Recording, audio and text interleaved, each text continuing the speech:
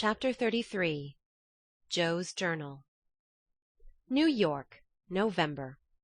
Dear Marmee and Beth, I'm going to write you a regular volume, for I've got heaps to tell, though I'm not a fine young lady travelling on the continent. When I lost sight of father's dear old face, I felt a trifle blue, and might have shed a briny drop or two, if an Irish lady with 4 small children all crying more or less hadn't diverted my mind, for I amused myself by dropping gingerbread nuts over the seat every time they opened their mouths to roar. Soon the sun came out, and taking it as a good omen I cleared up likewise, and enjoyed my journey with all my heart. Mrs. Kirke welcomed me so kindly I felt at home at once, even in that big house full of strangers. She gave me a funny little sky parlour, all she had, but there is a stove in it, and a nice table and a sunny window, so I can sit here and write whenever I like. A fine view, and a church tower opposite atone for the many stairs, and I took a fancy to my den on the spot. The nursery, where I am to teach and sew, is a pleasant room next Mrs. Kirke's private parlour, and the 2 little girls are pretty children, rather spoiled, I fancy, but they took to me after telling them the 7 bad pigs, and I've no doubt I shall make a model governess. I am to have my meals with the children, if I prefer it to the great table, and for the present I do, for I am bashful, though no one will believe it. "Now, my dear, make yourself at home," said Mrs. K. in her motherly way. "I'm on the drive from morning to night, as you may suppose, with such a family, but a great anxiety will be off my mind if I know the children are safe with you. My rooms are always open to you, and your own shall be as comfortable as I can make it. There are some pleasant people in the house if you feel sociable, and your evenings are always free. Come to me if anything goes wrong, and be as happy as you can. There's the tea-bell. I must run and change my cap." And off she bustled, leaving me to settle myself in my new nest. As I went downstairs soon after, I saw something I liked. The flights are very long in this tall house, and as I stood waiting at the head of the 3rd one for a little servant girl to lumber up, I saw a gentleman come along behind her, take the heavy hod of coal out of her hand, carry it all the way up, put it down at a door near by, and walk away, saying with a kind nod and a foreign accent, "It goes better so. The little bag is too young to have such heaviness." Wasn't it good of him? I like such things, for as father says, trifles show character. When I mentioned it to Mrs. K. that evening, she laughed and said, "That must have been Professor Bhaer. He's always doing things of that sort." Mrs. K. told me he was from Berlin, very learned and good, but poor as a church mouse, and gives lessons to support himself and 2 little orphan nephews whom he is educating here, according to the wishes of his sister, who married an American. Not a very romantic story, but it interested me, and I was glad to hear that Mrs. K. lends him her parlour for some of his scholars. There is a glass door between it and the nursery, and I mean to peep at him, and then I'll tell you how he looks. He's almost 40, so it's no harm, Marmee. After tea and a go-to-bed romp with the little girls, I attacked the big work-basket, and had a quiet evening chatting with my new friend. I shall keep a journal letter, and send it once a week, so good night, and more tomorrow. Tuesday Eve. Had a lively time in my seminary this morning, for the children acted like Sancho, and at one time I really thought I should shake them all round. Some good angel inspired me to try gymnastics, and I kept it up till they were glad to sit down and keep still. After luncheon the girl took them out for a walk, and I went to my needlework like little Mabel with a willing mind. I was thanking my stars that I'd learned to make nice buttonholes, when the parlour door opened and shut, and someone began to hum "Kennst du das Land?" like a big bumblebee. It was dreadfully improper, I know, but I couldn't resist the temptation, and lifting one end of the curtain before the glass door, I peeped in. Professor Bhaer was there, and while he arranged his books I took a good look at him. A regular German, rather stout, with brown hair tumbled all over his head, a bushy beard, good nose, the kindest eyes I ever saw, and a splendid big voice that does one's ears good, after our sharp or slipshod American gabble. His clothes were rusty, his hands were large, and he hadn't a really handsome feature in his face, except his beautiful teeth. Yet I liked him, for he had a fine head, his linen was very nice, and he looked like a gentleman, though 2 buttons were off his coat and there was a patch on one shoe. He looked sober in spite of his humming, till he went to the window to turn the hyacinth bulbs toward the sun and stroke the cat, who received him like an old friend. Then he smiled, and when a tap came at the door, called out in a loud, brisk tone, "Herein!" I was just going to run, when I caught sight of a morsel of a child carrying a big book, and stopped to see what was going on. "You want me bear," said the mite, slamming down her book and running to meet him. Thou shalt have thy bear. Come then, and take a good hug from him, my Tina, said the Professor, catching her up with a laugh and holding her so high over his head that she had to stoop her little face to kiss him. "Now, me must study my lesson," went on the fuddy little thing.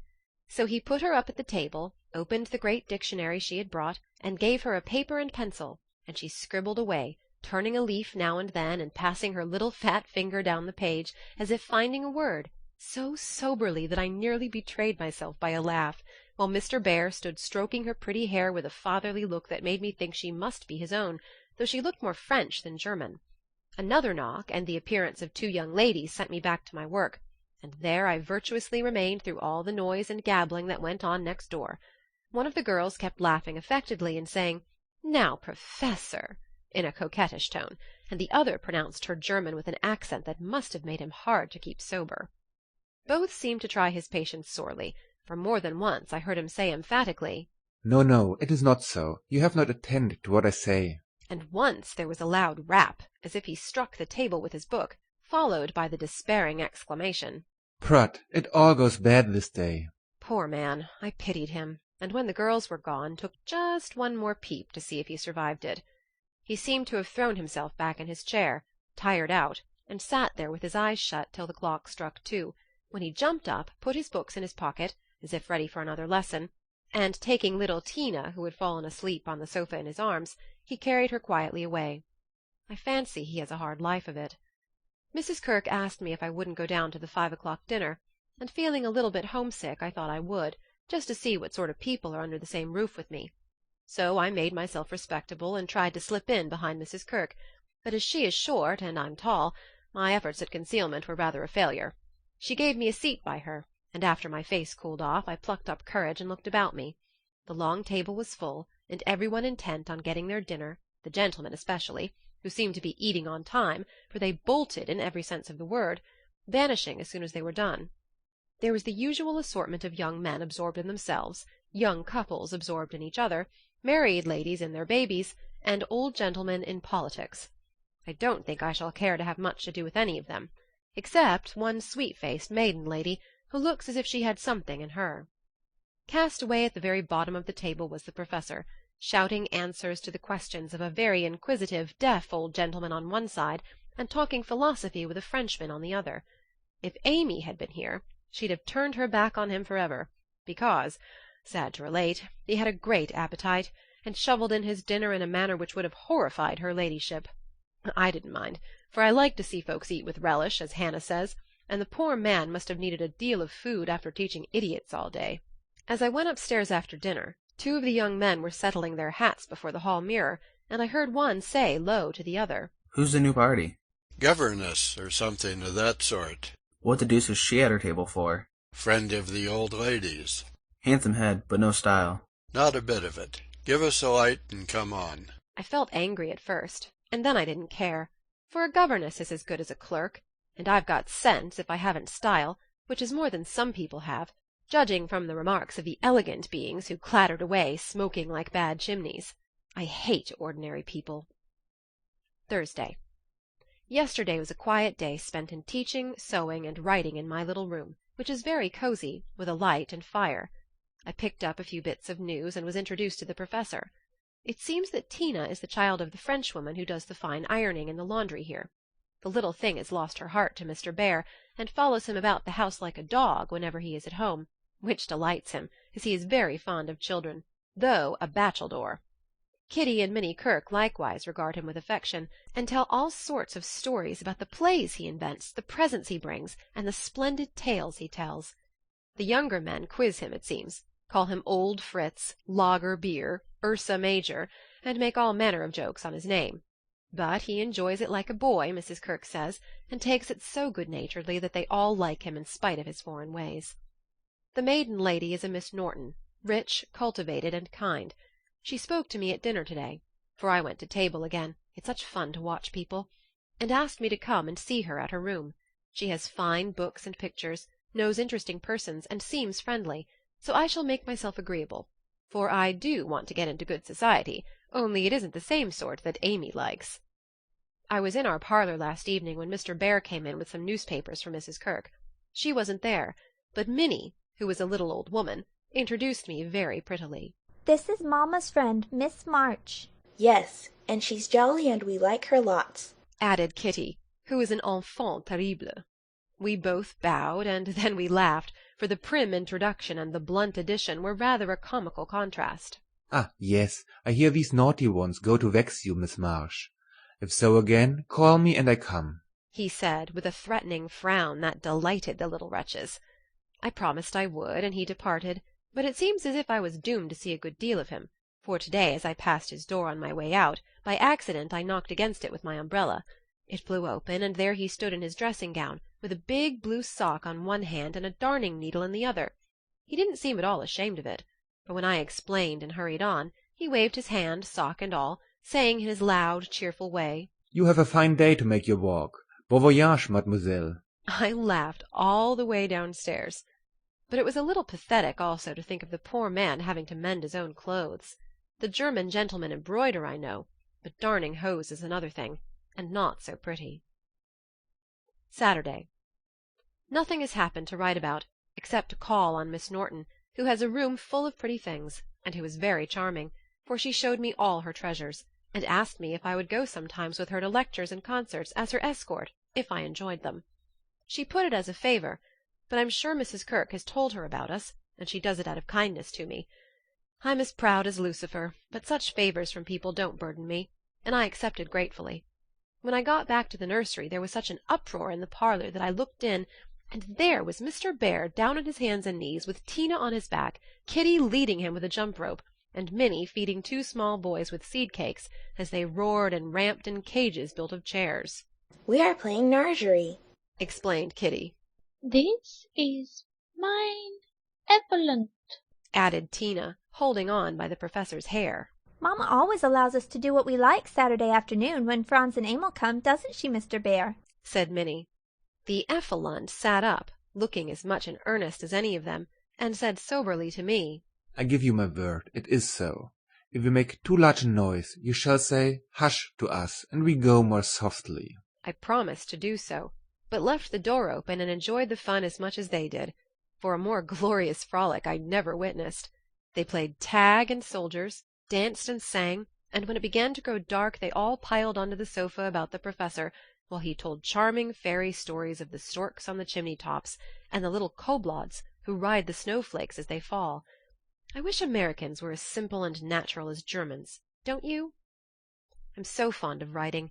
I should go spinning on forever if motives of economy didn't stop me, for though I've used thin paper and written fine, I tremble to think of the stamps this long letter will need. Pray forward Amy's as soon as you can spare them. My small news will sound very flat after her splendours, but you will like them, I know. Is Teddy studying so hard that he can't find time to write to his friends? Take good care of him for me, Beth, and tell me all about the babies, and give heaps of love to everyone. From your faithful Jo. P.S. On reading over my letter it strikes me as rather bary, but I am always interested in odd people, as I really had nothing else to write about. Bless you. December. My precious Betsy. As this is to be a scribble-scrabble letter, I direct it to you, for it may amuse you and give you some idea of my goings-on, for though quiet they are rather amusing, for which oh, be joyful. After what Amy would call Herculaneum efforts, in the way of mental and moral agriculture, my young ideas begin to shoot, and my little twigs to bend as I could wish. They are not so interesting to me as Tina and the boys, but I do my duty by them, and they are fond of me. Franz and Emil are jolly little lads, quite after my own heart, for the mixture of German and American spirit in them produces a constant state of effervescence. Saturday afternoons are riotous times, whether spent in the house or out, for on pleasant days they all go to walk like a seminary, with the professor and myself to keep order, and then such fun. We are very good friends now, and I've begun to take lessons. I really couldn't help it, and it all came about in such a droll way that I must tell you. To begin at the beginning, Mrs. Kirke called to me one day as I passed Mr. Bear's room where she was rummaging. Did you ever see such a den, my dear? Just come and help me put these books to rights, for I've turned everything upside down trying to discover what he has done with the 6 new handkerchiefs I gave him not long ago." I went in, and while we worked I looked about me, for it was a den to be sure. Books and papers everywhere, a broken meerschaum, and an old flute over the mantelpiece as if done with, a ragged bird without any tail chirped on one window-seat, and a box of white mice adorned the other. Half-finished boats and bits of string lay among the manuscripts. Dirty little boots stood drying before the fire, and traces of the dearly beloved boys, for whom he makes a slave of himself, were to be seen all over the room. After a grand rummage 3 of the missing articles were found, one over the bird-cage, one covered with ink, and a third burned brown, having been used as a holder. "Such a man!" laughed good-natured Mrs. K. as she put the relics in the rag-bag. "I suppose the others are torn up to rig ships, bandage cut fingers, or make kite-tails. It's dreadful, but I can't scold him. He's so absent-minded and good-natured. He lets those boys ride over him roughshod. I agreed to do his washing and mending, but he forgets to give out his things, and I forget to look them over, so he comes to a sad pass sometimes." "Let me mend them," said I. "I don't mind it, and he needn't know. I'd like to, he's so kind to me about bringing my letters and lending books." So I have got his things in order, and knit heels into 2 pairs of the socks, for they were boggled out of shape with his queer darns. Nothing was said, and I hoped he wouldn't find it out, but one day last week he caught me at it. Hearing the lessons he gives to others has interested and amused me so much that I took a fancy to learn, for Tina runs in and out, leaving the door open, and I can hear. I had been sitting near this door finishing off the last sock, and trying to understand what he said to a new scholar, who is as stupid as I am. The girl had gone, and I thought he had also, it was so still, and I was busily gabbling over a verb and rocking to and fro in a most absurd way, when a little crow made me look up, and there was Mr. Bear looking and laughing quietly, while he made signs to Tina not to betray him. "So," he said, as I stopped and stared like a goose.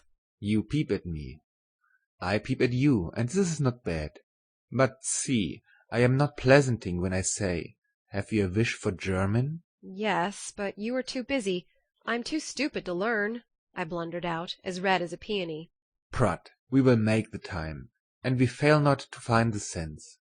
At evening I shall give a little lesson with much gladness, for, look you, Miss March, I have this debt to pay." And he pointed to my work.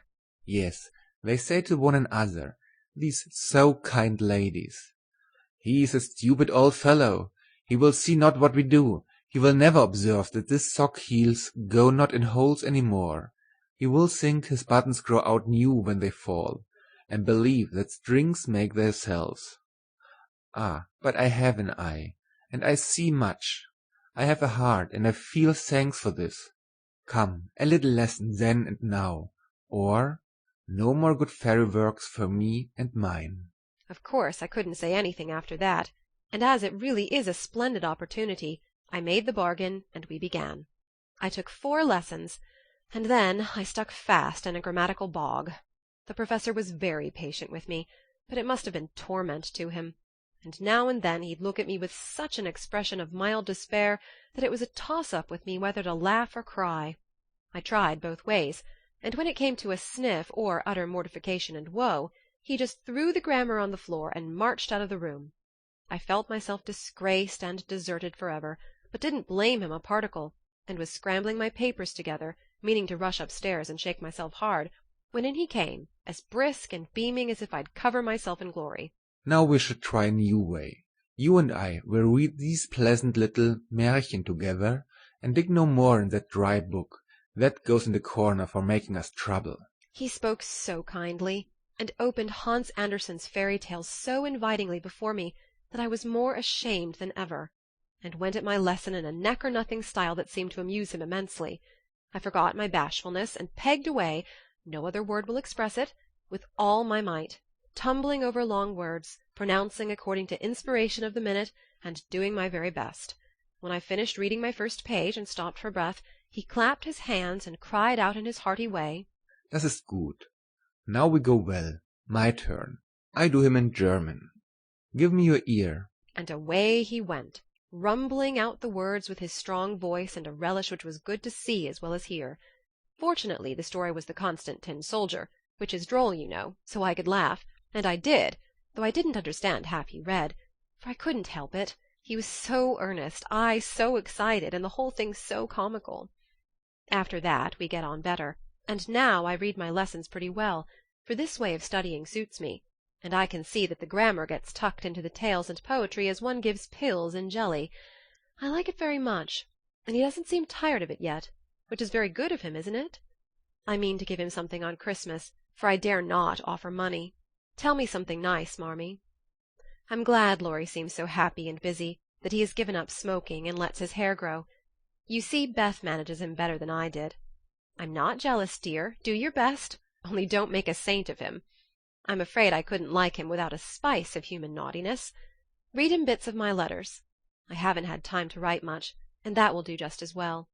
Thank heaven Beth continues so comfortable. January. A happy New Year to you all, my dearest family, which of course includes Mr. L. and a young man by the name of Teddy. I can't tell you how much I enjoyed your Christmas bundle, for I didn't get it till night and had given up hoping. Your letter came in the morning, but you said nothing about a parcel, meaning it for a surprise, so I was disappointed, for I'd had a kind of feeling that you wouldn't forget me. I felt a little low in my mind as I sat up in my room after tea, and when the big, muddy, battered-looking bundle was brought to me I just hugged it and pranced.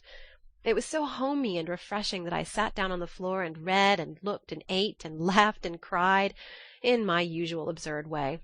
The things were just what I wanted, and all the better for being made instead of bought. Beth's new ink bib was capital, and Hannah's box of hard gingerbread will be a treasure. I'll be sure to wear the nice red flannels you sent, Mommy, and read carefully the books Father has marked. Thank you all, heaps and heaps. Speaking of books reminds me that I'm getting rich in that line, for on New Year's Day Mr. Bear gave me a fine Shakespeare.